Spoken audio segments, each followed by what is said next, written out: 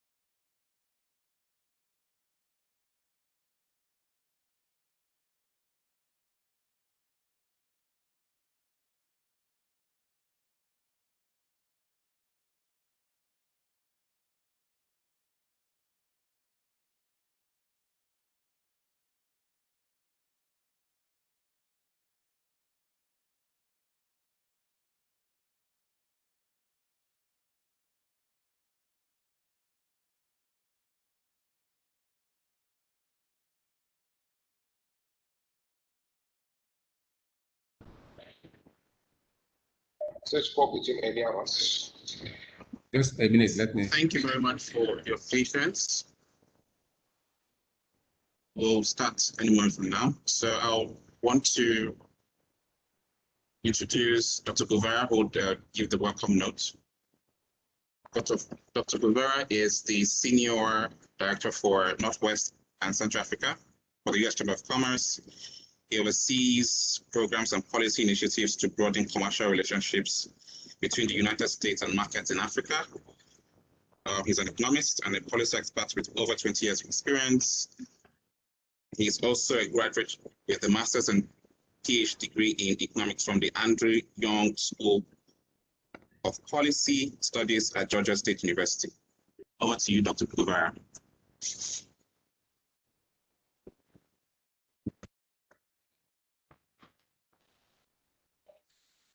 Thank you very much, Joseph. Can you all hear me? Yes, we can. Yes. Excellent. Good. Thank you for the kind introduction, Joseph. And good morning if you are here in the US. Good afternoon if you're in Lagos or the corporate office in Dubai.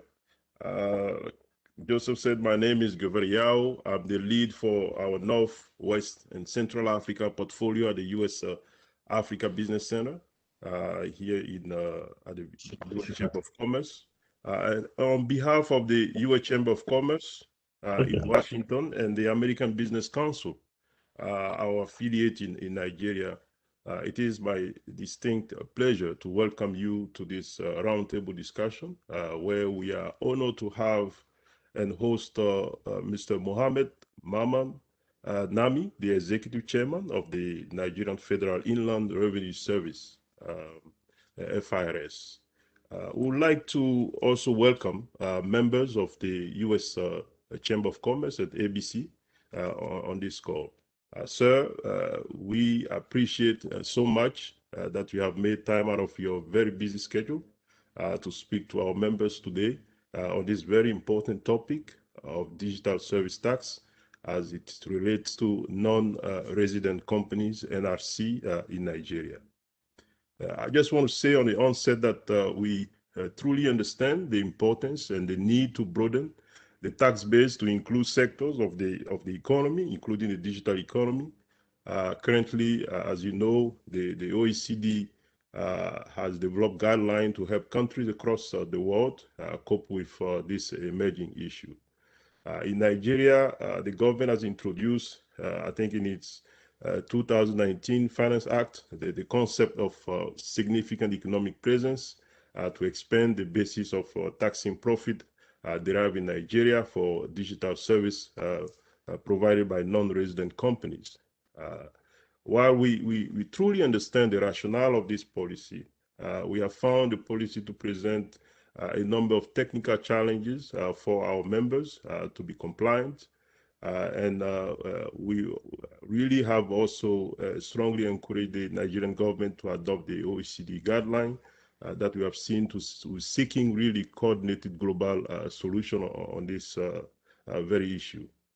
So we'd like to therefore use this platform to engage in a very constructive discussion with the executive chairman of FIRS and look forward to sharing our views and recommendation on this important issue. So during this session, the private sector will present their position on the non-resident companies guideline for digital tax, and of course, hear the perspective of the executive chairman of FIRS. Our expectation at the end of this session is we really hope to establish a technical working group between members of ABC and the chamber and the FIRS to continue the dialogue and conversation and sharing experience, best practices that we have seen across our work in the world. In just a moment, I am going to turn to Mr. Abiy Ahmed Haruna, the Managing Legal Counsel for Oracle West Africa, who will moderate this session and present the recommendation of private sector on our behalf, and introduce, of course, our special guest speaker. Just to say a few words about Mr. Abiy. Mr. Abiy has joined Oracle since 2015.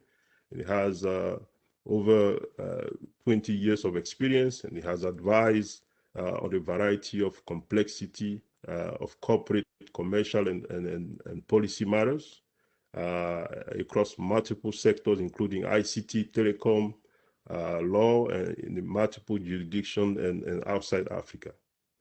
Just for your information, Mr. Abi has a first degree in law from the University of Lagos and a master's from the international commercial law from the University of Salford and Manchester. Without further ado, Mr. Abi, over to you. Thank you.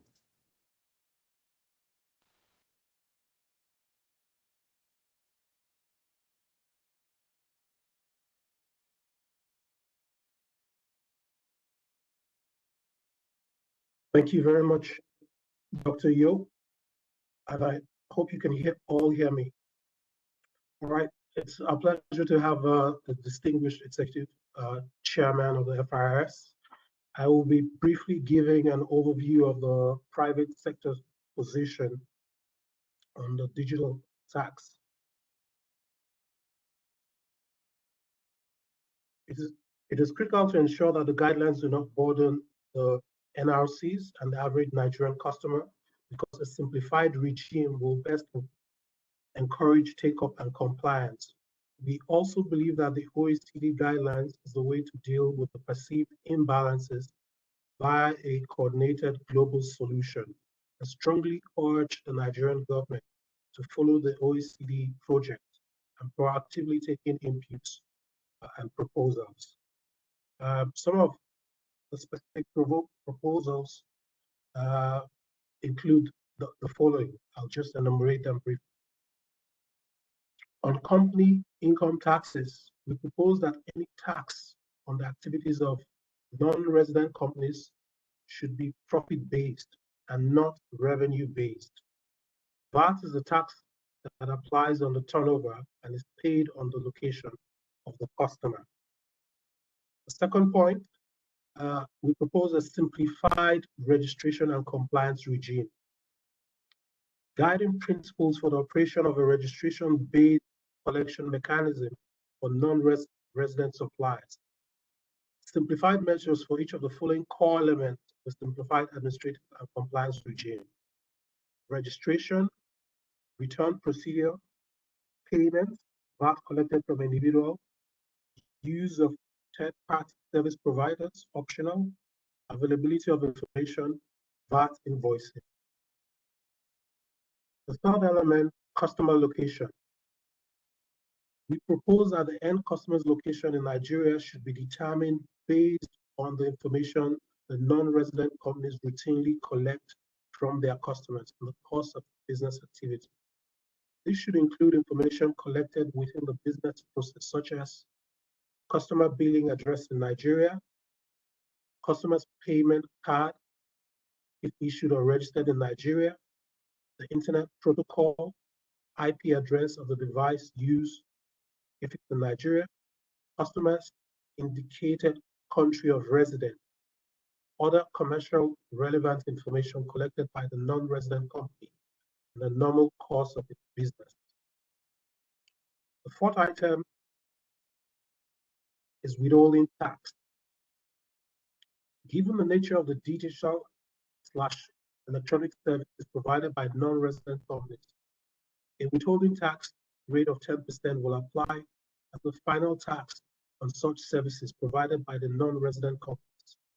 Thus, we suggest that there should neither an income tax filing nor a filing of financial statements for non-resident companies. Fifth item is tax, value-added tax declaration deadlines. A value-added tax rate of 7.5% will be applied to all transactions, individuals and businesses included.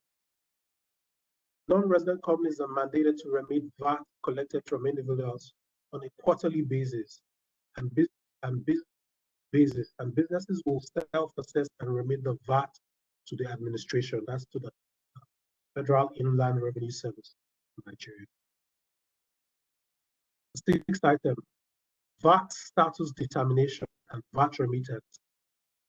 We agree that the services paid to the non-resident companies by domestic companies or businesses are to be remitted to the federal government, as well as services paid for to the non-resident companies by Nigerian citizens and its residents.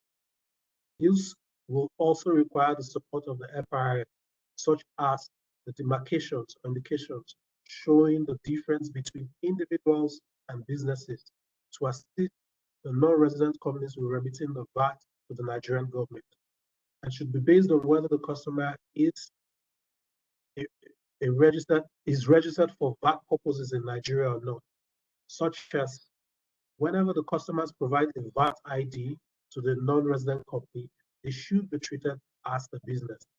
Where the customers do not provide a VAT ID, they are considered non-business customers, i.e., that is individuals.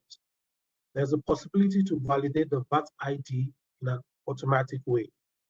That is, a tool is available to validate the VAT ID through an automated solution.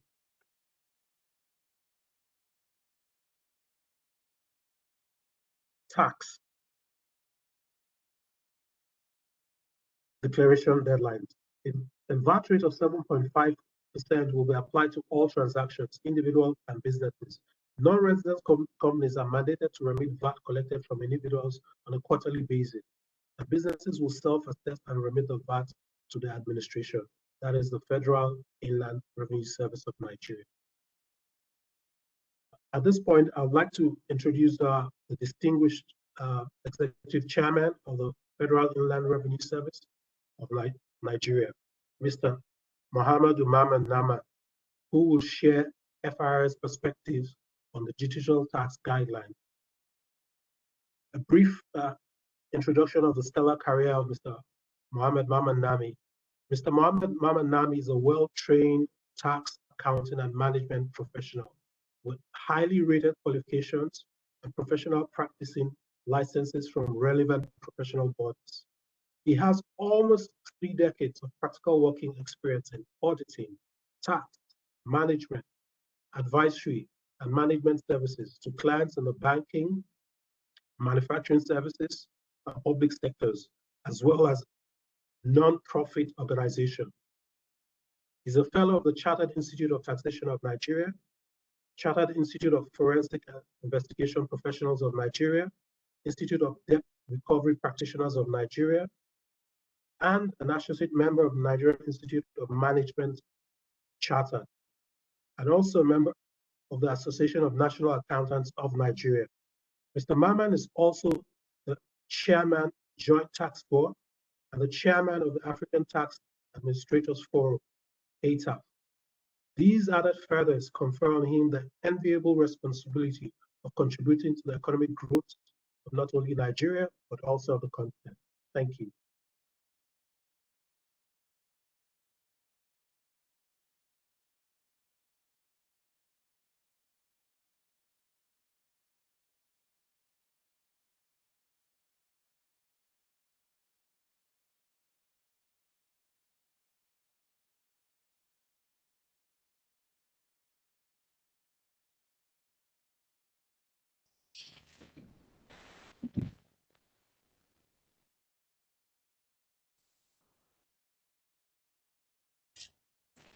Good afternoon, good evening here where I am.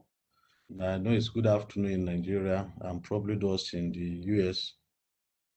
This could be good morning. And in a summary, good day to everybody on board.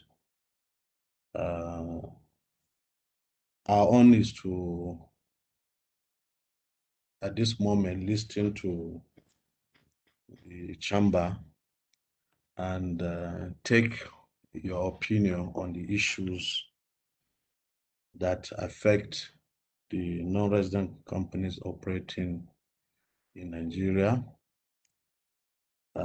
particularly the issues that affect the significant economic present rule introduced by Finance Act 2019 and those other rules that were recently also by the most current Finance Act in Nigeria, which is the 2020 Finance Act. Your concerns are noted and they will be discussed, but the clarification will be at this moment is that we have a rule in Nigeria that came to effect in 2020, precisely February 2021, Mr. President signed the Finance Act 2019 into law, which provides some exemption for businesses that are small in nature, and that until you earn, in Nigeria context, 25 million turnover, you do not pay VAT or act as agent of collecting value-added tax. In Nigeria too, for the local companies, you do not need to prepare financial statement, or even if you do prepare one, you file, even if there's tax liability, you do not need to pay any tax on that particular profit that you have made. So that was the introduction in 2019. And we felt, to be fair to the local companies that are struggling to pay light bill, that are struggling to hire business offices or production room, those that are paying tenement rate in Nigeria, and the moment they earn 1 naira above 25 million, they act as agent of collection. The moment they earn 1 naira above 25 million, they pay VAT and are required to file VAT returns. And the moment they earn 1 naira above 25 million, they also file income tax return and pay tax liabilities on that same profit they've made on the small turnover of 25 million plus 1 naira. So we feel the multinationals or companies that are operating in Nigeria who have recorded business activity worth that amount, in fairness, because one of the kind of taxation is fairness, is for that company which has presence in virtually some other part of the world and is doing business in Nigeria should be able to file tax returns also on the basis of fairness. In 2020 financial, we went a step further to say if you operate or you are a non-resident company and you do business that is worth that amount, you should also register for taxes in Nigeria. These are just the rules, and we did it, but the Nigerian government has done it in order to address the issue of fairness and in order to be able to also get its own share of tax revenue from the little monies that companies, particularly non-resident companies, earn or generate in the territory where a company that struggles to pay water bill, utility bills, a company that struggles to hire the production room does in Nigeria. So your concerns, the issues raised by Abi Haruna are noted, particularly those on profit, of the fact that profit, the taxes should not be based on income, but profit. We've noted it, we'll look at it when we get back to the office and let you have our position. And we are doing all we can assure you That would be tax pro marks and the publications, the public enlightenment, taxpayer engagement we are doing of recent, to ensuring that we make registration of tax agent and taxpayer easy, and also compliance and easy tax. And withholding tax filing and the concerns on tax on VAT, these are typical legal issues, because these are issues that has to do with the law of our land. So we'll look at it and also discuss it at the point of preparing our 2021 Finance Act. So at this moment, I want to appreciate the chamber once more for the opportunity given to us to be able to be part of this engagement. Thank you very much.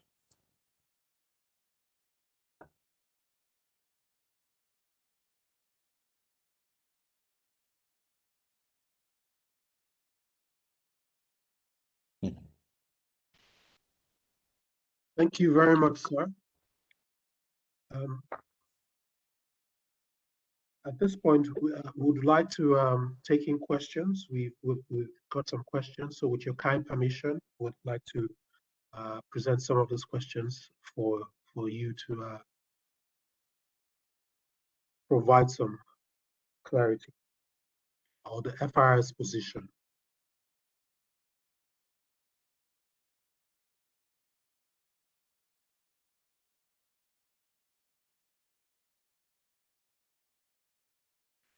Abiarna, you can go ahead. Abi? I'm not alone. I'm not alone on board. Okay. I'm going to be assisted by. I'm actually on leave, but this is very important. That is why I have to make sure that I'm part of the discussion. I have my controller in charge of non-resident companies here, Abla Aliu, and my own director, tax policy, who has been interfacing with OECD, ETAF, and other international organizations here to provide answers to questions that you are going to put to Nigerian team. Thank you very much. So you can go ahead. Okay, sir. Thank you so very much. We appreciate that, how important you take this, and you're on vacation, but you still made out time. We really appreciate that. So I'll just go straight to the question, sir, for you and your team. The first question is, what will be the FIR's approach to profit allocation for non-resident companies without assets and people in country? Maybe I should just repeat it again, or it's clear. What will be the FIR's approach to profit allocation for non-resident companies without assets or staff in Nigeria? Thank you, Mr. Abi. If I may, just like my executive chairman has said, we have a team here that will be attending to the questions. Now, the question you have asked,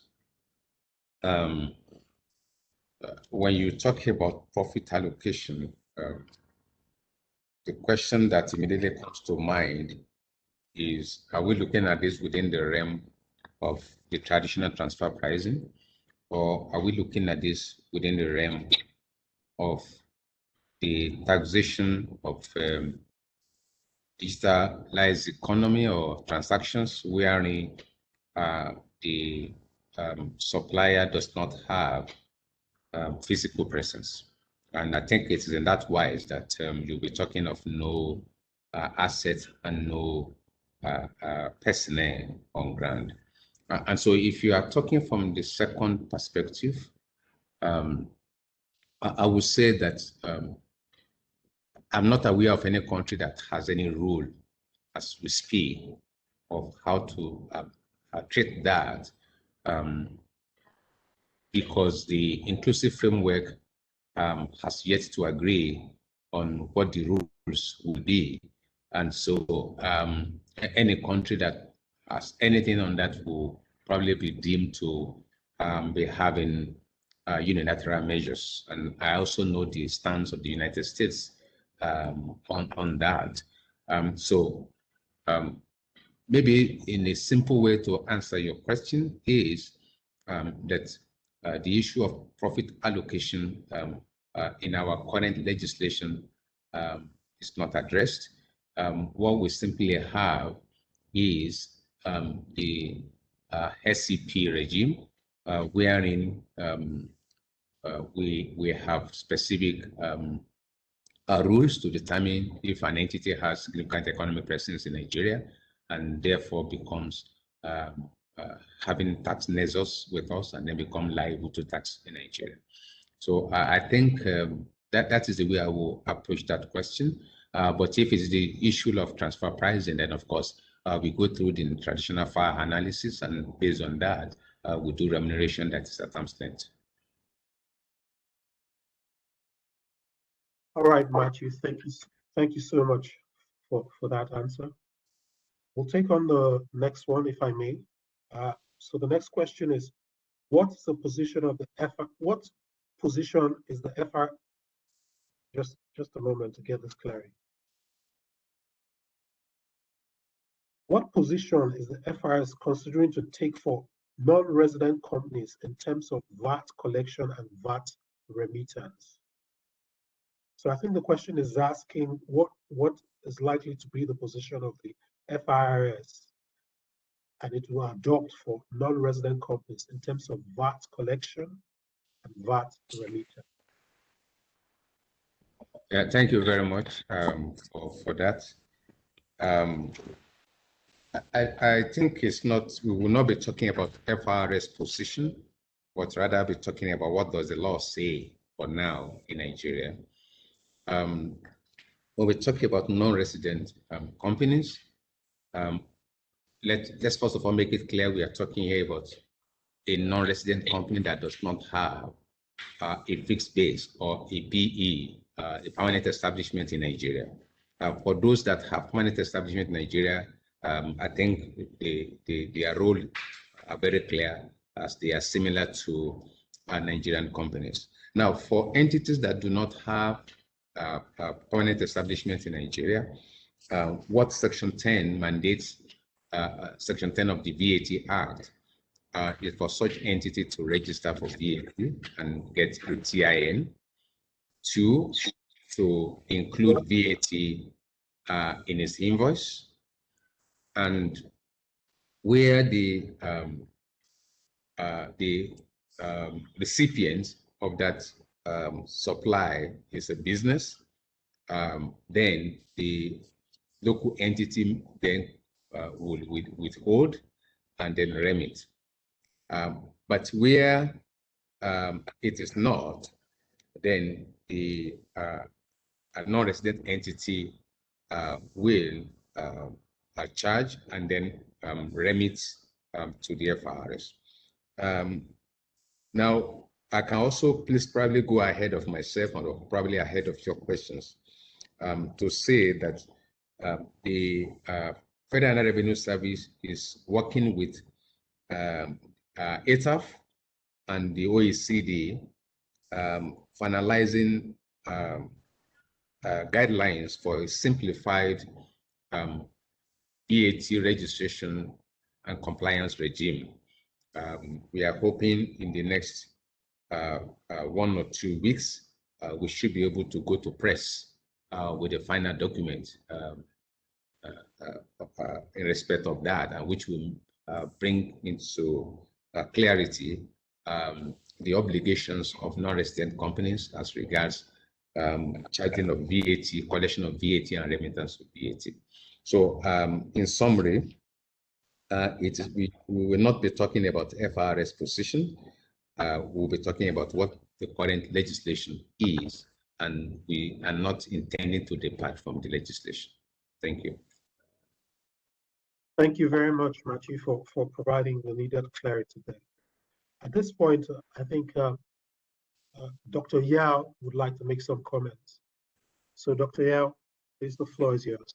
Thank you. Yeah, Aruna, thank you very much. And again, I want to reiterate our sincere appreciation for the FIRS chairman and his whole team to be with us and discussing this important issue in a very open-minded, and I think is well appreciated. I just want to take the time to speak about one specific issue, the issue of significant economic presence. That set out the requirement for filing a tax return, but sometimes somewhat insufficient in terms of clarity on the implementation of such provision for company relating to the tax liability in Nigeria. I think we're just speaking about it, but for instance, it provides that the tax return should be accompanied with audited financial statements. But it's not really clear how, in practice, foreign company will be able to prepare full audited financial statement for operation in Nigeria without any presence in Nigeria. So we would like to really hear from the team what is the update on the FIRS on this particular issue. Thank you. Thank you very much. I don't know if Shetima, you want to have a go, or do I still go ahead so that I don't want to monopolize the discussion?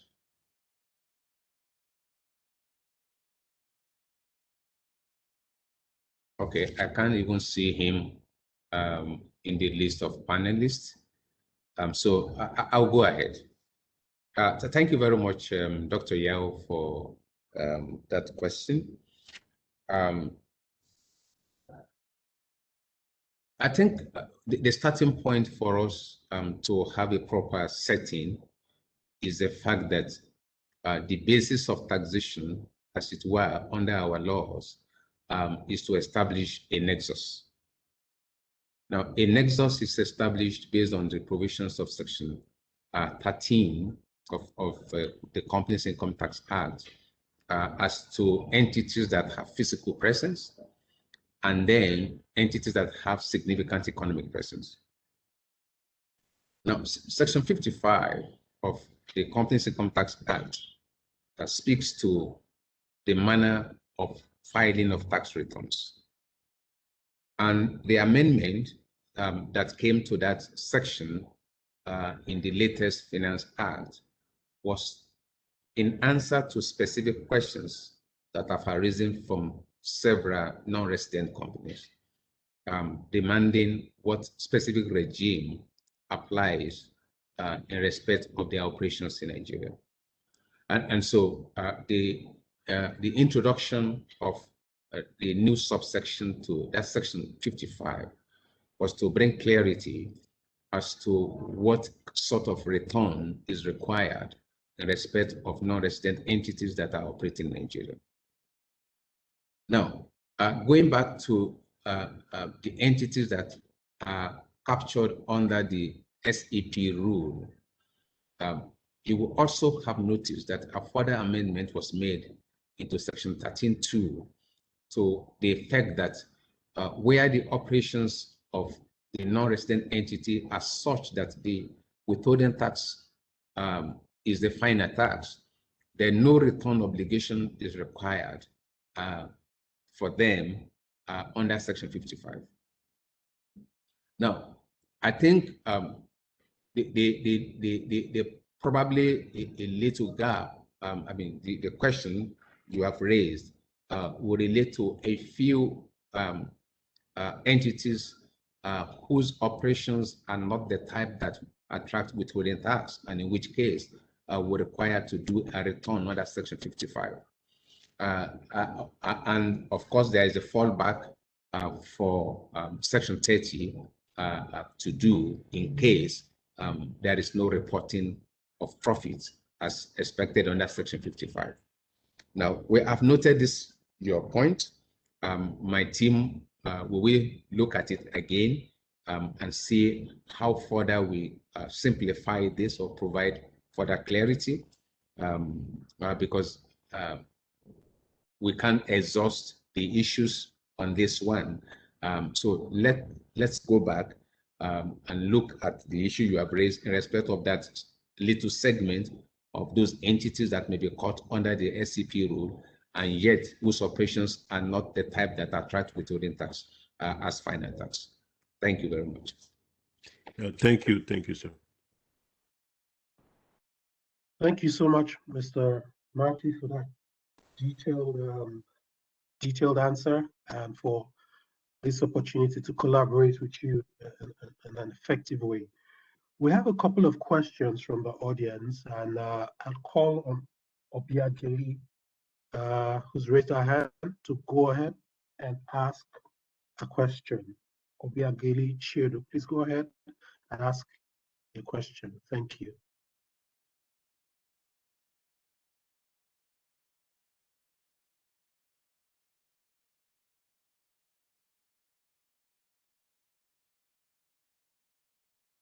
She may have to unmute herself. All right. Thank you. I think I have the option now. It wasn't available earlier. Thanks for the opportunity, and good evening to all on the call, especially to the chairman. Thank you for this wonderful opportunity to present our comments on these important issues affecting non-residents. Just for introduction, my name is Obiageli Chiedu, and I represent, or I work with Uber, covering taxes for sub-Saharan Africa. My specific question is with respect to the VAT guidelines, which the FIRS is proposing to release soon. And I was wondering if there's some time pressure. The reason why I say this is due to our experience in South Africa and Kenya. It's often a better approach to get the buy-in of non-resident entities when such guidelines are going to be rolled out, just because it helps us to comply quicker. We're able to share best practices from other regions and, just give our insight on what the best approach is.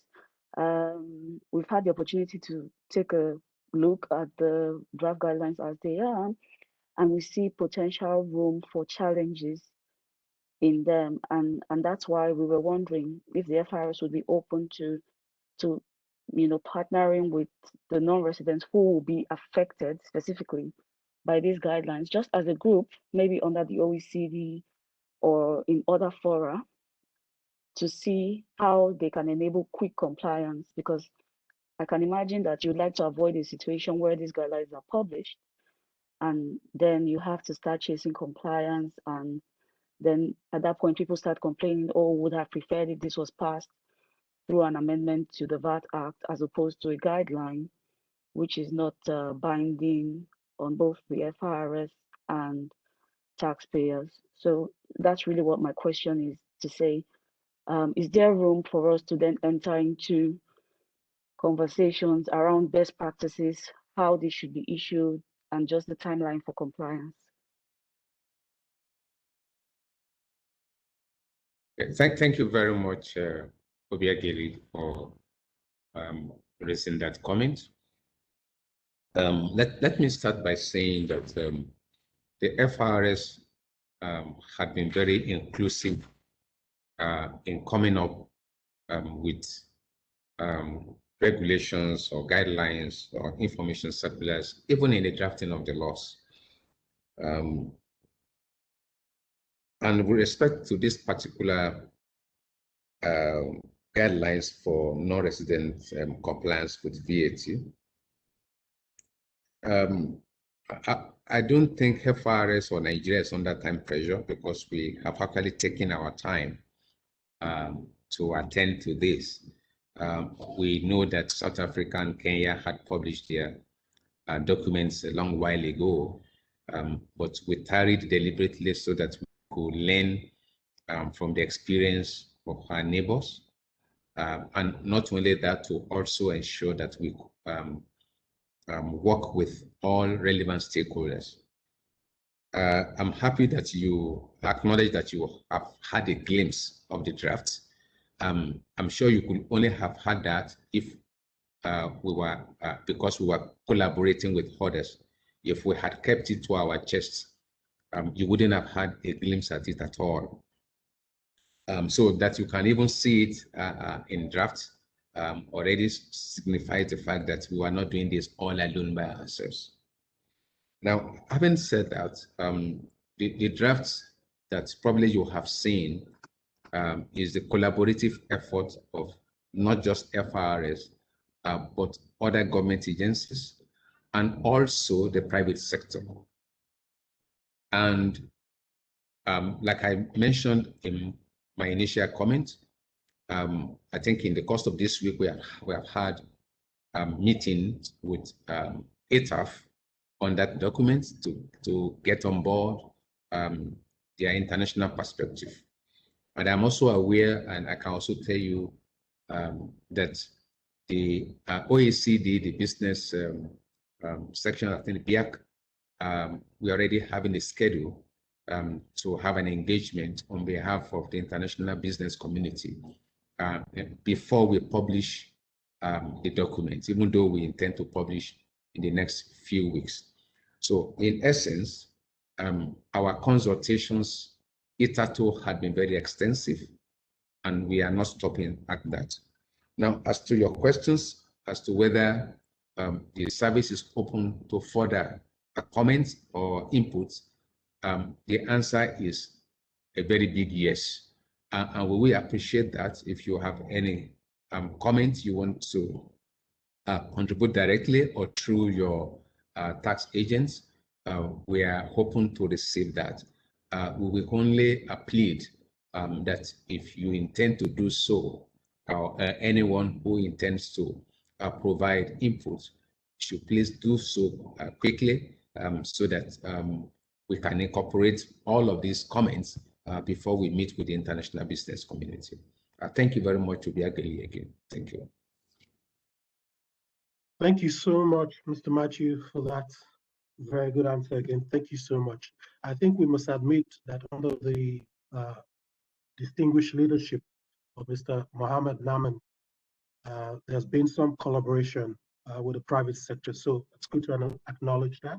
And I think Dr. Yao mentioned at the beginning of this call of the possibility of having a technical working group, as a follow-up to provide some more input. We'll crave the indulgence of the executive chairman, Mr. Mohammed Nam, for additional 10 minutes. We have about 3 more questions we'd like to get answers to. We'll crave your indulgence just for 10 minutes. Go ahead, no problem. Thank you. Okay, so the next question goes, key concerns for the non-resident taxation in Nigeria is the impact on the supply chain and increased cost of doing business for the company in Nigeria. For instance, most non-resident companies would rather negotiate for a grossed-up cost. Otherwise, they ask the Nigerian company may forego the supply of critical equipment and services to the Nigerian counterparty. This, in a way, impacts cost of doing business for Nigerian companies and creates supply chain issues. Please, how is the FIRS supporting the business in this regard? I think the question is, I'll just summarize it briefly, sir, so that it's clear. I'm saying most non-resident companies would rather negotiate for a grossed-up cost. Otherwise, they ask the Nigerian company may forego the supply of critical equipment and services to their Nigerian counterparty. So it's asking how the FIRS will provide support in this regard.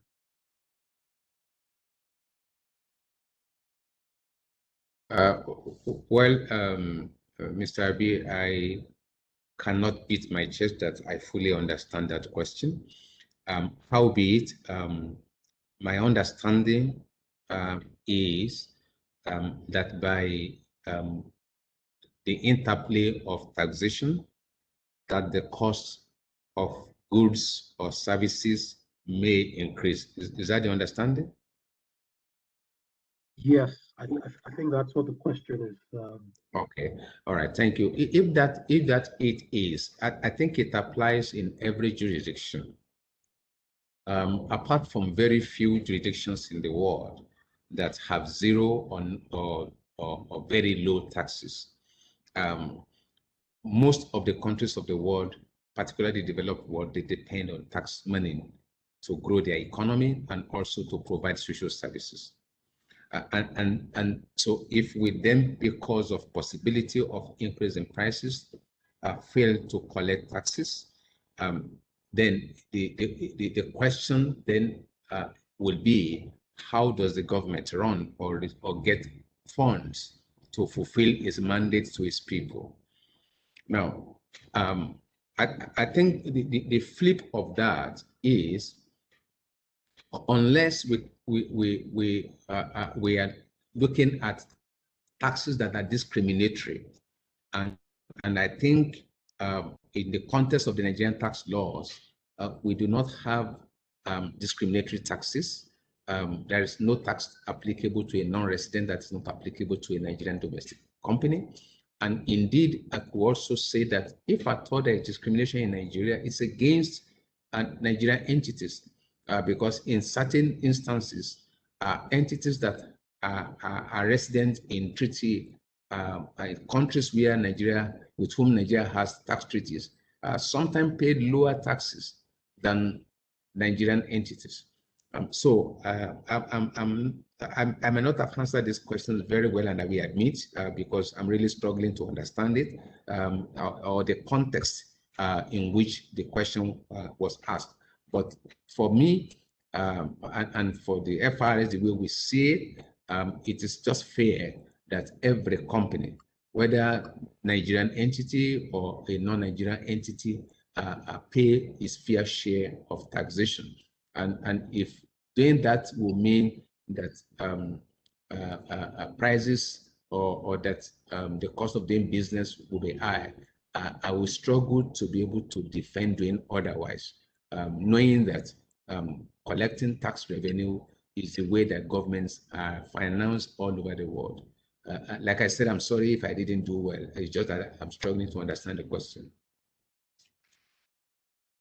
Thank you so much, Matthew.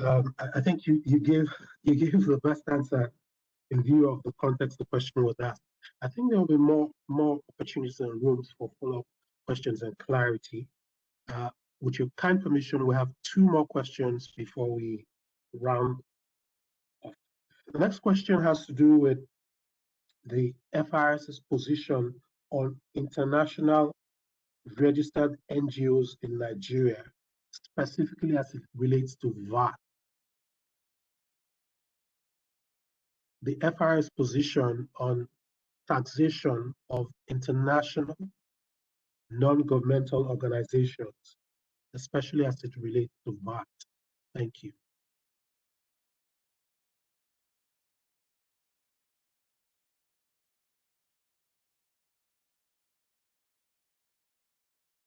Okay. Sorry, I was just taking notes so that I do not miss a relevant aspect of that. But I think my colleague Shetima probably wants to speak to that. And then thank you, sir. I'm on stream. Good afternoon, everyone. I think just for clarification said, with respect to VAT compliance, NGOs, whether local or international, are expected. First of all, there are 2 issues now. For them specifically, VAT is not charged on their own services as NGOs. That is one. But as remittance agents, they are expected to file the returns, and the VAT that is due from those that provided services to them, they are expected to account for that and remit to FIRS accordingly. So in other words, what we are saying is that, okay, somebody renders a service to an NGO, and then what is included in that invoice, the NGO is supposed to account for that VAT. But for them as an entity, their own services, just for clarification, are not vatable. So that is the position with respect to VAT compliance for I hope that clarifies it. Thank you, Hello? Shetima. Thank I you. think additional clarification there would be, Shetima, while your services are non-vertable, that is to say, the purpose for which you were established to operate probably locally or in Nigeria. But in a situation whereby you venture into business, so that we should let them know that when you venture into business outside their object clause, you will have to pay taxes the way the ordinary business entity would do in Nigeria. I think that is just the additional clarification we should have given. Thank you. Thank you, sir, for that lucid clarity, distinguishing between the core objects and when they veer into other activities. Okay, so I think at this point we've exhausted some of the questions. So I'd ask, in absence of any more questions, I'll ask the CEO of ABC, Margaret, to take over. Thank you. Thank you so much, Abby, and would like to extremely thank the executive chairman, Mohammed Nami, for this opportunity to come and have this conversation with us. As you recall, he said he's doing this from his holiday time, which also shows the commitment he has toward public sector engagement. This is a testament to what we believe, that the continuous engagement of this nature would help the business environment and contribute to the ease of doing business in Nigeria. As a takeaway, we have mentioned the need to have a kind of a working group committee, to really move this forward. And I recall that Mr. Matthew Wojubola had also mentioned, that he would appreciate us sharing our thoughts. This constant sharing of thoughts, very, very helpful to make things move forward. I also thank everyone who made it possible for this to happen, because there was a lot of work going behind the scene. All the team at FIRS, that actually made it possible. And once again, the commitment of the executive chairman, all the series of sharing of notes and finding. I'm really happy that this happened. This is, again, as I said, is an ongoing conversation, and we look forward to future engagement. So on behalf of the American Business Council and the US Chamber of Commerce. Before you close, man. Okay. Sorry, Abdullah Ali is talking. Well, before you close, maybe I'll give. Yes. Okay. Okay. Do you want to share some thoughts quickly? Yeah. I just want to a question from you, since you have been asking us since. Yeah. Actually, where we started, madam, where we started, if you remember, we started around August, when I was looking for the digital companies, particularly the American companies. Yes. I wrote a letter to American Embassy, and that's how I was linked to you.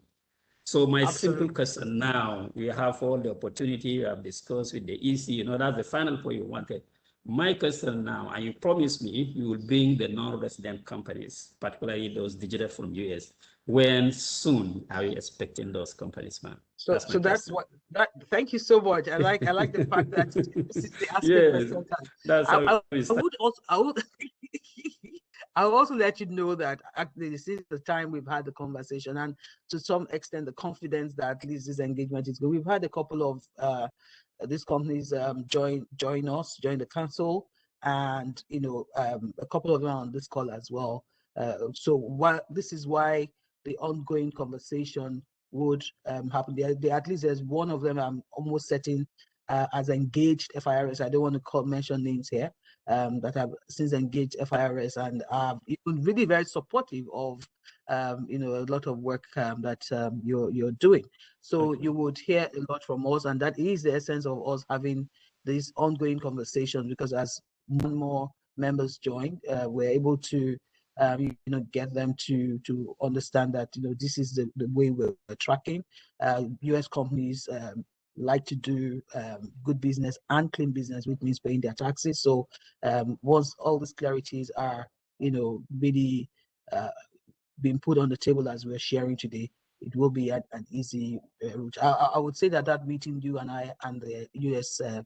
government had last year was very helpful, and this is really a rider to that. So yes, we would get back to you on that, on a platform that, like I said, an ongoing platform that would work like a working group moving forward on all the things that we're discussing. But you will certainly get feedback from us. So thank you again, thank you for all the engagements behind the scene. So on behalf of the American Business Council and the U.S. Chamber of Commerce, I would like to say thank you again to the executive chairman and his team, very great experts in tax conversations, and to all who have been able to make it today. Wherever you are, good morning, good afternoon, good evening again, and bye-bye for now.